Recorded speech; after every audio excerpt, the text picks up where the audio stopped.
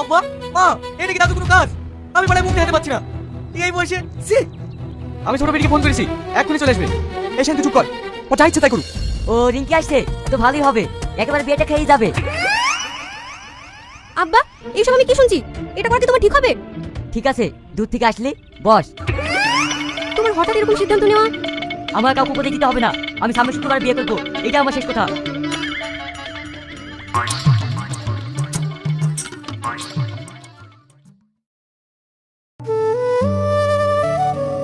কি রে, এখানে বসে বসে কান্না করছিস কেন? শালা নিরালে বসে একটু কাঁদবো, তার উপায় নাই।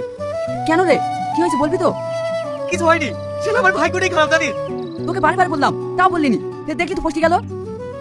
আমি কি করবো বল, ঘরে শত্রু ভীষণ। দাদু এই যে এই কাজটা করবে আমি সবটা ভাবতে পারিনি।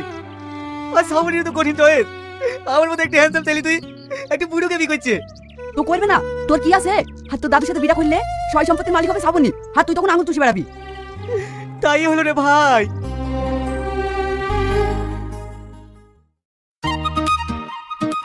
এই দুদিন আমার বিয়ের গাড়ি কই, যেতে হবে না? আপনি এত ভাবছেন কেন? বাইরে এসে দেখুন আপনার বিয়ের গাড়ি সাজানো সারা। ও ঠিক আছে, এই চলো চলো। এই শাহিন চ। আমি যাবো না, তুমি যাও। বাবু তোমার দাদু যখন যেতে বলছে তুমি যাও।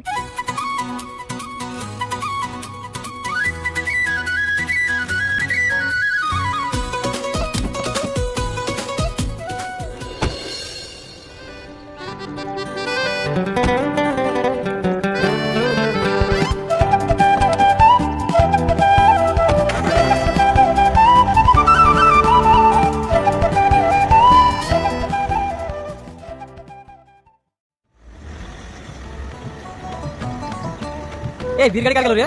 কেনে বিশু মডেলের। ও আব্বাজান, ও আমার আব্বাজান রে, ও আমার বাপজান, কলেজার টুকরা আব্বাজান, আপনার কাছে আসছি।